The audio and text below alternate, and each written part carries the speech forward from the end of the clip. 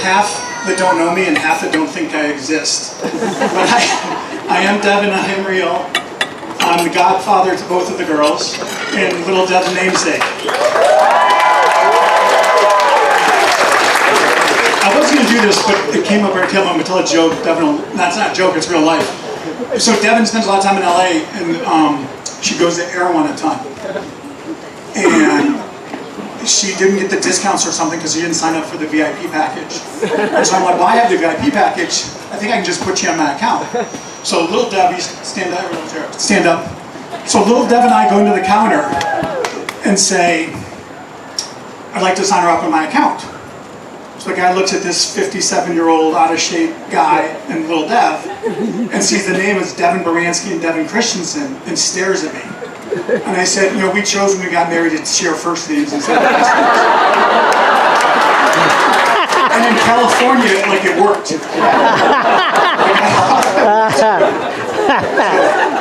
I know a few of you from a few things over the last 30 years. Some of you I met at one of Dawn's weddings. Some of you at Emilie's 50th birthday party, but that was a long, long time ago. Papa, where's Papa? See Papa standing up? I can tell you, I've been terrified of him for like 30-some years. First time at dinner at his house, I tried to sneak a piece of chicken scallopini out of the pot of tomato sauce. He hit me with a wood spoon, chased me out of the kitchen. I swear to God, I haven't gone into a kitchen in my life since then. I'm looking for that nasty old man.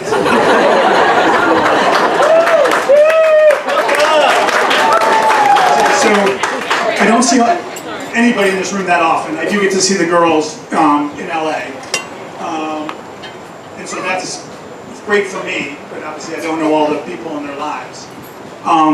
It's special that this day got here, because I don't know if I ever thought it would, because it seems like every time somebody's in LA, you're dating some rich guy, some poor guy, son of a billionaire, surfer that doesn't have a car, little nobodies, then Hollywood elites. Some people have been action hero. Oh shit, these are Devon's notes.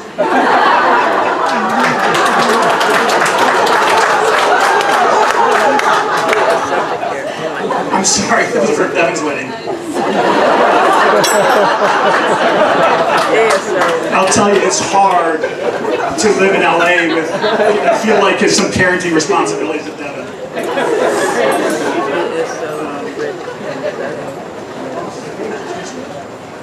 He takes the girls to all kinds of rock concerts and things, and he hires bodyguards.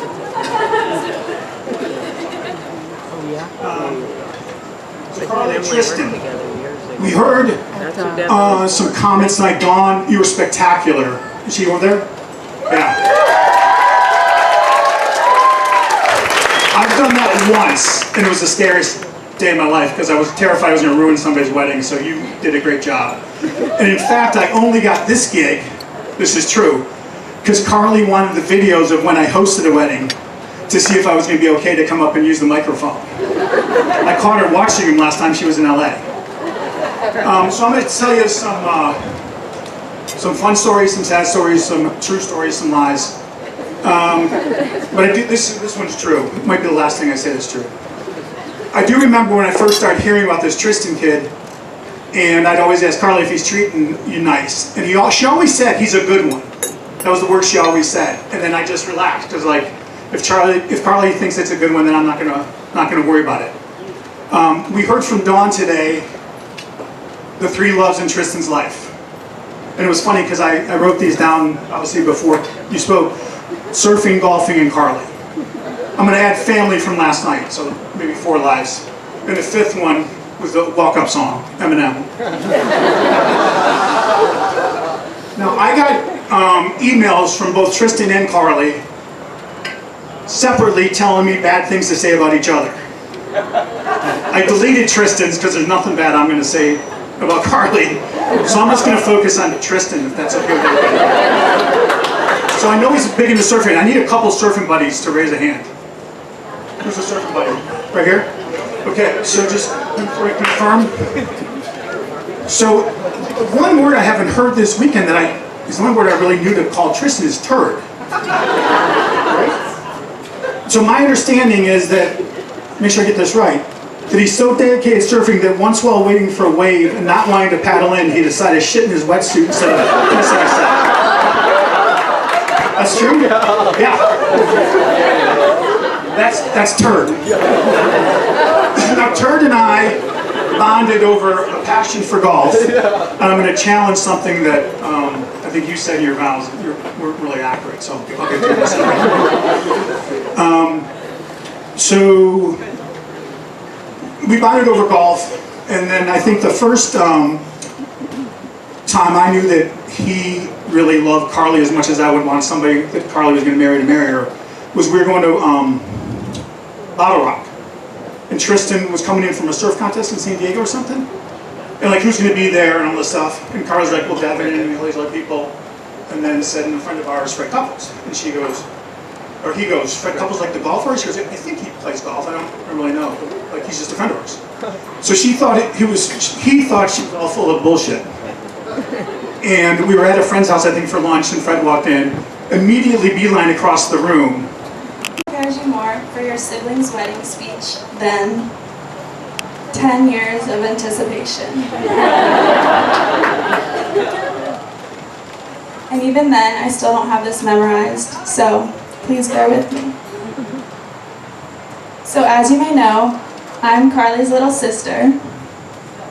We like to refer to each other as the yin to our yang, because we are opposites yet complementary of each other in various ways.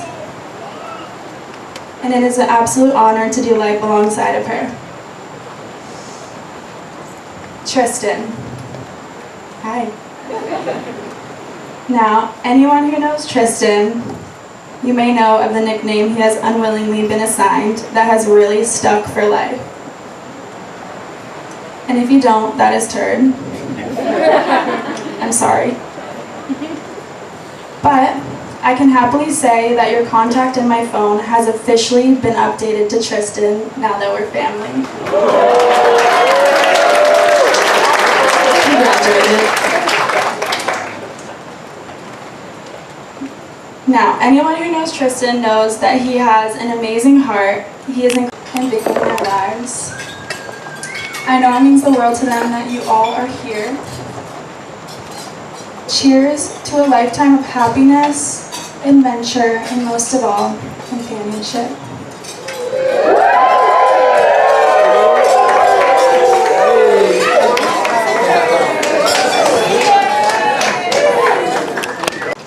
Tristan, it was an honor standing up there next to you today as your best man. Carlie, you've been the better part of Tristan's life for over a decade. You and the whole Christenson family are some of the most beautiful people I've ever met inside and out. I truly can't think of a better partner for my brother, or anyone that I'd rather call my sister. The love, patience, and kindness that you've shown my brother and our whole family will never go unnoticed. My mom always wanted a daughter, and thankfully after 3 failed attempts, she tried one more time. And it's her perseverance that brought us all here today.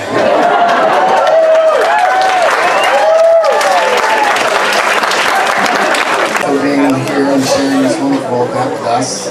We're all family. And I'm so grateful to be the father of the bride, Carlie.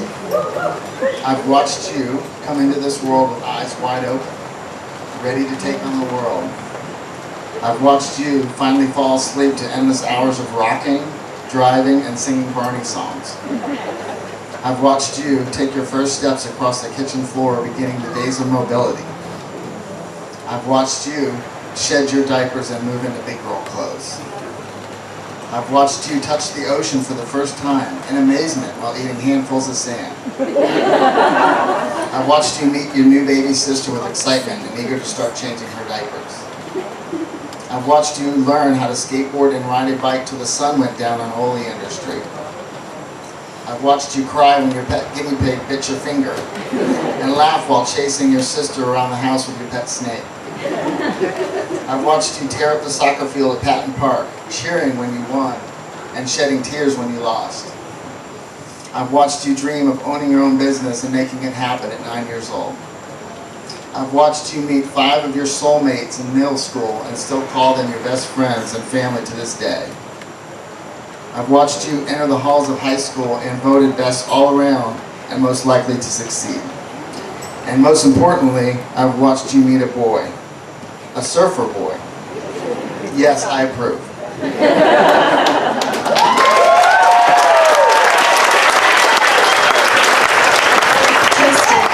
We approve. So Dale has always been the poet in our family, and I've always been the storyteller. So I'm going to tell you a story. Once upon a time, there was a beautiful little girl named Carlie, and she lived in a big yellow house by the sea.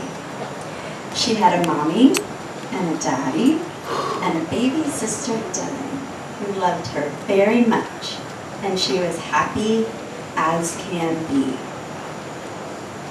One day, Carlie met the sweetest boy, and she always knew they would be together forever. She would write about him in her journals and talk about him with a sparkle in her eye and a flutter in her belly. What a gift to know something with such certainty at such a young age. Through middle school, high school, college, and beyond, Carlie and Tristan have been by each other's side, cheering each other on.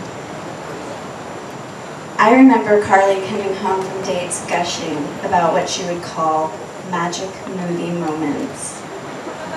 On the beach, in the ocean, under the stars, during adventures, living daily life, and loving the simple things about being together. As a parent, nothing quite prepares you for the heartbreak and joy of having grown and flown children. It's a wild ride of emotions filled with gratitude, love, loss, hope, fear, and so much more. But the one thing that gives us peace is knowing that our children are being true to themselves with a happy heart. When two people, clearly meant for each other since childhood, not only find each other, but decide to spend their lives together, the heart that I thought was full and could not possibly have space for one more person to love, suddenly found limitless space for Tristan, knowing that he and Carlie will, in fact, live happily ever after. The end.